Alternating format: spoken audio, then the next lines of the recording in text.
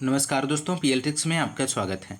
दोस्तों, आज की इस वीडियो में आपको यूपी पेट 2022 के लिए भारतीय अर्थव्यवस्था के महत्वपूर्ण प्रश्नों को लेकर आया हूं, जो कि आपकी परीक्षा की दृष्टिकोण से बहुत ही महत्वपूर्ण है। आइए शुरू करते हैं। पहला क्वेश्चन है, मिश्रित अर्थव्यवस्था का अर्थ है। मिश्रित अर्थव्यवस्था का क्या अर्थ है, तो आपको बताना है दोस्तों। मिश्रित अर्थव्यवस्था का अर्थ होता है ऐसी अर्थव्यवस्था जिसमें निजी एवं सार्वजनिक दोनों क्षेत्र विद्यमान होते हैं, मिश्रित अर्थव्यवस्था कहलाती है। भारतीय अर्थव्यवस्था मिश्रित अर्थव्यवस्था का एक प्रमुख उदाहरण है। तो यहाँ पे आपका राइट आंसर हो जाएगा ऑप्शन बी, जहाँ राष्ट्रीय अर्थव्यवस्था में सार्वजनिक क्षेत्र के साथ साथ निजी क्षेत्र भी विद्यमान हो, उसे मिश्रित अर्थव्यवस्था कहते हैं। Next question, question number second की तरफ चलते हैं। बहुत ही महत्वपूर्ण प्रश्न है। 1867 से 68 में भारत में प्रति व्यक्ति आय 20 रुपये थी, यह सर्वप्रथम अभिनिश्चित किया। तो यहाँ पे आपका राइट आंसर हो जाएगा ऑप्शन डी, दादा भाई नौरोजी इसका सही जवाब हो जाएगा। सर्वप्रथम दादा भाई नौरोजी ने राष्ट्रीय आय का आकलन करते हुए 1867 से 68 ईस्वी में भारत में प्रति व्यक्ति आय 20 रुपये होने का आकलन किया था। Next question, question number third की तरफ चलते हैं। किस पंचवर्षीय योजना में कृषि ने ऋणात्मक विकास प्रदर्शित किया था? तो यहाँ पे आपका राइट आंसर हो जाएगा ऑप्शन ए, यहाँ पे राइट आंसर हो जाएगा तीसरी पंचवर्षीय योजना। तीसरी पंचवर्षीय योजना में कृषि ने ऋणात्मक विकास प्रदर्शित किया था। वर्ष 1961 से 65 के दौरान कृषि उत्पादन की वृद्धि दर -1% दर्ज की गई थी। नेक्स्ट क्वेश्चन, क्वेश्चन नंबर 4 की तरफ चलते हैं। भारत में फसल बीमा योजना का शुभारंभ हुआ था। तो भारत में फसल बीमा योजना का शुभारंभ 1985 में हुआ था। यहाँ पे ऑप्शन सी आपका सही हो जाएगा। भारत में फसल बीमा योजना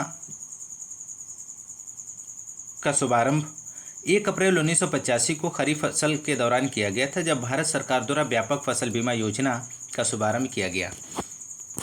next question, question number fifth की ओर चलते हैं। उत्तर प्रदेश में किसान बही योजना लागू की गई थी। तो आपको बताना है उत्तर प्रदेश में किसान बही योजना कब लागू की गई थी। यहाँ पे आपका राइट आंसर हो जाएगा ऑप्शन डी, यहाँ पे सही जवाब हो जाएगा 1992 में। तो किसान बही योजना का उत्तर प्रदेश में वर्ष 1992 में लागू की गई थी। बहुत ही इंपॉर्टेंट प्रश्न है, ध्यान रखिएगा। Next question, question number 6। 8वीं योजना के अंतर्गत योजना आयोग ने भारत को जितने प्रमुख कृषि जलवायु प्रदेशों में विभक्त किया था वह संख्या है। तो यहाँ पे आपका राइट आंसर हो जाएगा ऑप्शन बी, 15 इसका सही जवाब हो जाएगा। 8वीं पंचवर्षीय योजना है, तो योजना आयोग द्वारा भारत को 15 कृषि जलवायु प्रदेशों में विभाजित किया गया था। तो इसका राइट आंसर हो जाएगा option B. Next question, question number 7। विश्व में हरित क्रांति के जनक हैं। मोस्ट इंपॉर्टेंट प्रश्न है आपके परीक्षा के दृष्टिकोण से, ध्यान रखिएगा। तो यहाँ पे आपका राइट आंसर हो जाएगा ऑप्शन ए, यहाँ पे राइट आंसर हो जाएगा नॉर्मन ई बोरलॉग। विश्व में हरित क्रांति के जनक नॉर्मन ई बोरलॉग हैं। यहाँ पे आपका सही जवाब हो जाएगा option A.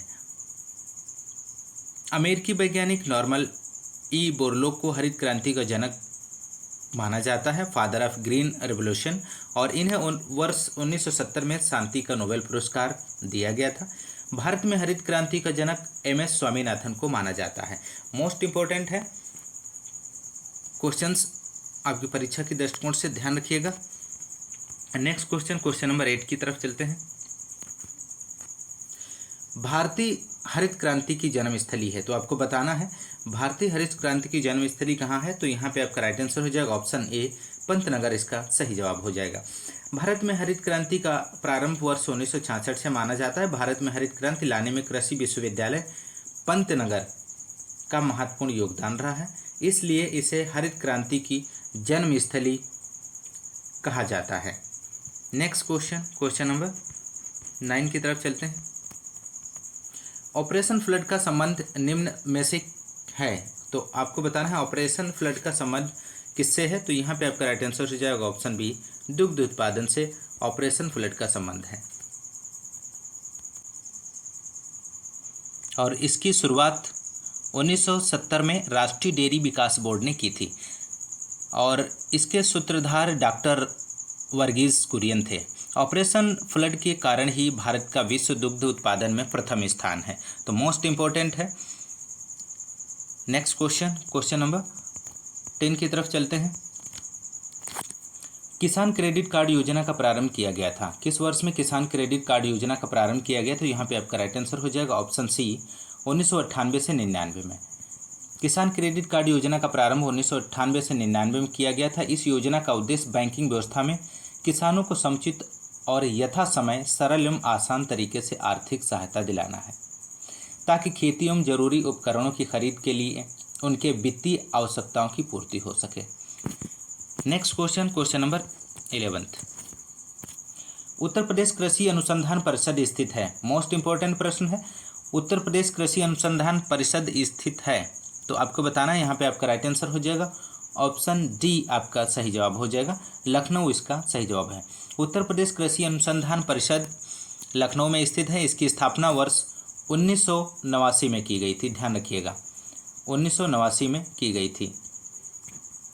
Next question number 12। Make in India कार्यक्रम आरंभ किया गया था, तो मेक इन इंडिया कार्यक्रम कब आरंभ किया गया था? तो यहाँ पे आपका राइट आंसर हो जाएगा ऑप्शन बी सितंबर 2014। सितंबर 2014 इसका राइट आंसर हो जाएगा। प्रधानमंत्री नरेंद्र मोदी द्वारा मेक इन इंडिया कार्यक्रम सितंबर 2014 में प्रारंभ किया गया था। इस कार्यक्रम का उद्देश्य भारत को एक प्रमुख निवेश गंतव्य, विनिर्माण, डिजाइन, नवाचार के वैश्विक केंद्र के रूप में प्रचारित करना था। Next question number 13। भारत में प्रथम उद्योग जिसका विकास हुआ वह है, तो आपको बताना है। यहाँ पे आपका राइट आंसर हो जाएगा ऑप्शन ए कुटीर उद्योग इसका सही जवाब हो जाएगा। भारत में सर्वप्रथम कुटीर उद्योगों का ही विकास हुआ था। भारत में औपनिवेशिक काल के पूर्व कुटीर उद्योगों का औद्योगिक उत्पादन में काफ़ी महत्वपूर्ण योगदान था। भारत में विकसित सूती वस्त्रों का निर्माण भी कुटीर स्तर पर ही किया जाता था। Next question number 14। नवरत्न का विचार संबंधित है, आपको बताना है नवरत्न का विचार संबंधित है, तो यहाँ पे आपका राइट आंसर हो जाएगा ऑप्शन डी आपका सही जवाब हो जाएगा। सार्वजनिक क्षेत्र के चयनित उद्यम इसका सही जवाब हो जाएगा। नेक्स्ट क्वेश्चन की तरफ चलते हैं। Question number 15। वार्षिक आर्थिक समीक्षा को तैयार करने के लिए निम्नलिखित में से कौन उत्तरदायी है? तो यहाँ पे आपका राइट आंसर हो जाएगा ऑप्शन डी आपका सही जवाब हो जाएगा, केंद्रीय सांख्यिकी संगठन सही जवाब है। दोस्तों बहुत ही अच्छे लेवल के क्वेश्चंस हैं, वीडियो के लास्ट तक बने रहें। Next question number 16। भारत का योजना आयोग है, तो आपको बताना है भारत का योजना आयोग क्या है? तो यहाँ पे आपका राइट आंसर हो जाएगा ऑप्शन बी एक सलाहकार संस्था है, एक सलाहकार संस्था है। केंद्रीय मंत्रिमंडल के प्रस्ताव पर 15 मार्च 1950 को गठित योजना आयोग एक संविधानांतर परामर्शदात्री निकाय है। भारत के प्रधानमंत्री योजना आयोग के पदेन अध्यक्ष होते हैं। 1 जनवरी 2015 से योजना आयोग को समाप्त कर उसके स्थान पर 1 जनवरी 2015 से नीति आयोग का गठन किया गया है। इसके उपाध्यक्ष वर्तमान में डॉक्टर राजीव कुमार हैं। नीति का अर्थ है national institution for transforming India. तो इतने सारे महत्वपूर्ण तथ्य मिल जाते हैं आपको इस क्वेश्चन से संबंधित, ध्यान रखिएगा। नेक्स्ट क्वेश्चन पे चलते हैं। नेक्स्ट क्वेश्चन है क्वेश्चन नंबर 17। इनमें से कौन नीति आयोग का सीईओ है?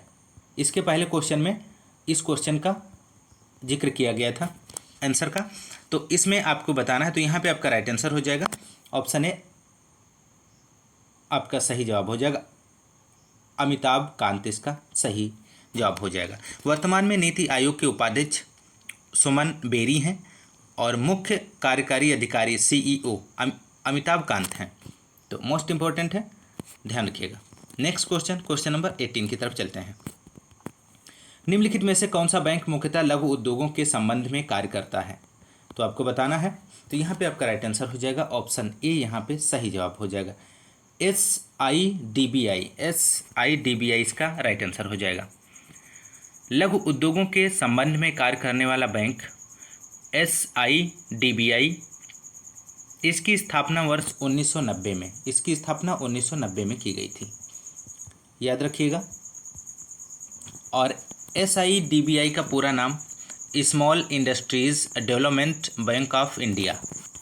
नेक्स्ट क्वेश्चन नंबर 19, भारत का सबसे बड़ा व्यापारिक बैंक है। मोस्ट इंपॉर्टेंट प्रश्न है, भारत का सबसे व्यापारिक बैंक कौन सा है? तो यहाँ पे आपका राइट आंसर हो जाएगा option B, State Bank of India Bharat का सबसे बड़ा व्यापारिक बैंक है। नेक्स्ट क्वेश्चन नंबर 20 की तरफ चलते हैं।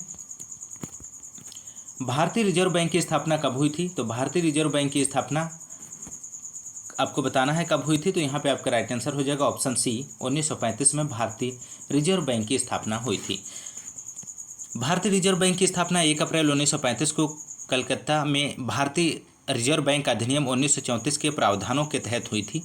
वर्ष 1937 में इसका मुख्यालय कोलकाता से मुंबई स्थानांतरित किया गया था। यह भारत का केंद्रीय बैंक है। वर्ष 1949 में इसका राष्ट्रीयकरण किया गया था।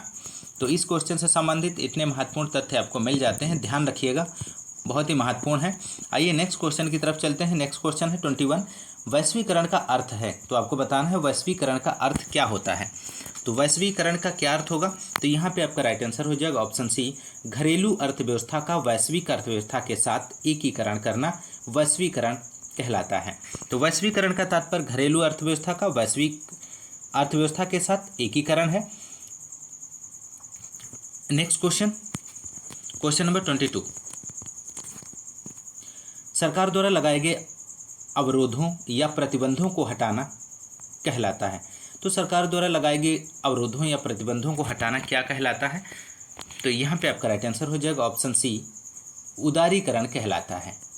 सरकार द्वारा लगाए गए अवरोधों या प्रतिबंधों को हटाना उदारीकरण की प्रक्रिया का हिस्सा है। Next question number 23, Verghese Kurien किससे संबंधित हैं? तो यहाँ पे आपका राइट आंसर हो जाएगा ऑप्शन बी, श्वेत क्रांति से वर्गीज कुरियन संबंधित हैं। नेक्स्ट क्वेश्चन नंबर 24, महत्वपूर्ण प्रश्न है, भारत की प्रमुख वाणिज्य फसलें हैं। तो आपको बताना है भारत की प्रमुख वाणिज्य फसलें कौन कौन सी होती हैं। तो इसमें आपका राइट आंसर हो जाएगा ऑप्शन बी, आपका सही जवाब हो जाएगा, कपास, जूट, गन्ना। ये जो फसलें हैं भारत की प्रमुख फसलों के अंतर्गत आती हैं।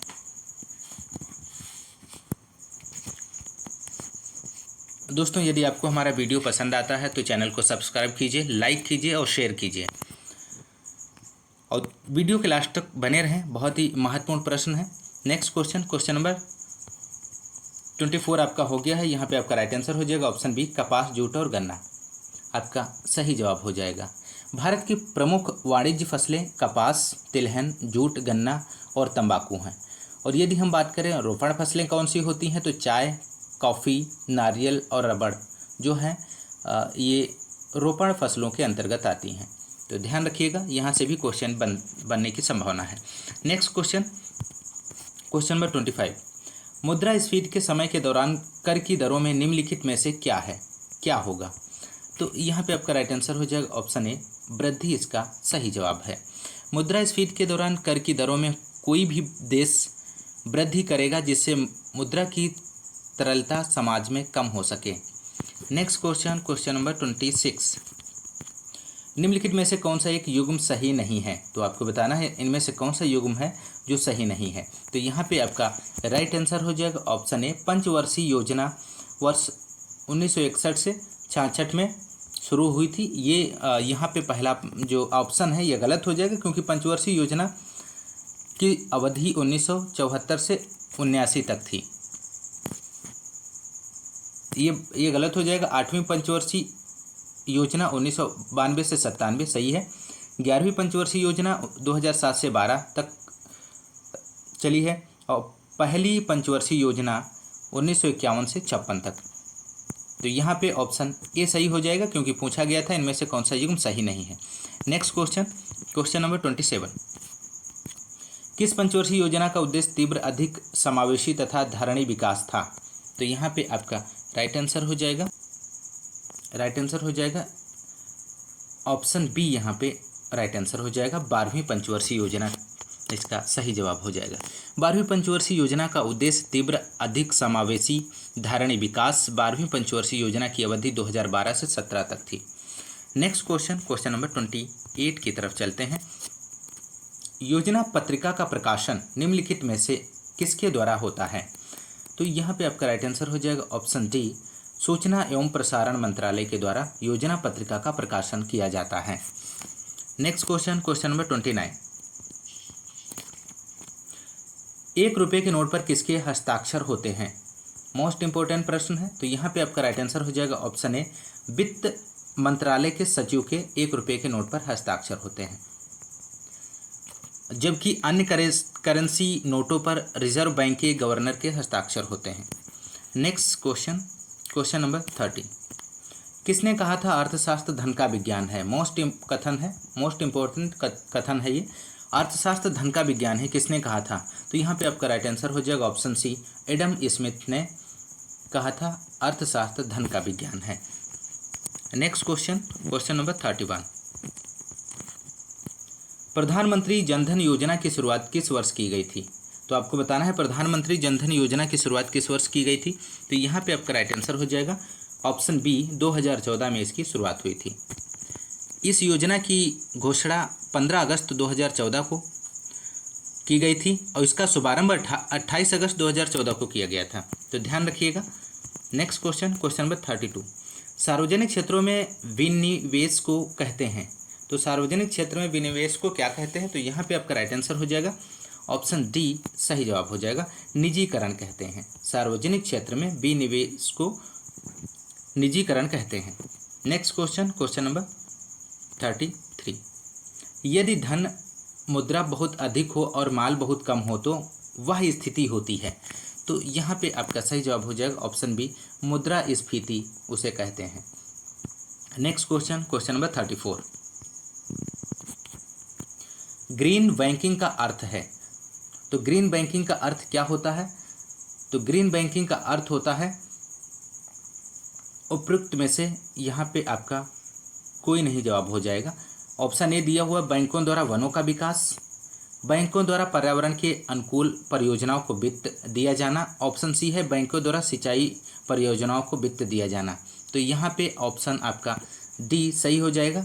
ग्रीन बैंकिंग का अर्थ है उपयुक्त में से कोई नहीं। ऑप्शन के अनुसार यदि हम देखें, ग्रीन बैंकिंग की शुरुआत का उद्देश्य बैंकों में तकनीकी के माध्यम से कागजों के इस्तेमाल को हतोत्साहित करते हुए पर्यावरण को समृद्ध करना ग्रीन बैंकिंग का अर्थ होता है। नेक्स्ट क्वेश्चन नंबर 35, बहुत ही महत्वपूर्ण प्रश्न है, ध्यान रखिएगा। FAO किसका संक्षिप्त रूप है? तो आपको बताना है FAO का पूरा नाम क्या है। तो FAO का पूरा नाम होता है फूड एंड एग्रीकल्चर ऑर्गेनाइजेशन, इसका पूरा नाम होता है। तो ऑप्शन डी यहाँ पे सही हो जाएगा, फूड एंड एग्रीकल्चर ऑर्गेनाइजेशन इसका सही जवाब हो जाएगा। नेक्स्ट क्वेश्चन नंबर 36 और इस वीडियो का लास्ट क्वेश्चन है, भारत में वर्तमान मुद्रा प्रणाली का प्रबंधनकर्ता है। तो आपको बताना है भारत में वर्तमान मुद्रा प्रणाली का प्रबंधनकर्ता भारतीय रिजर्व बैंक है। ऑप्शन बी इसका सही जवाब हो जाएगा।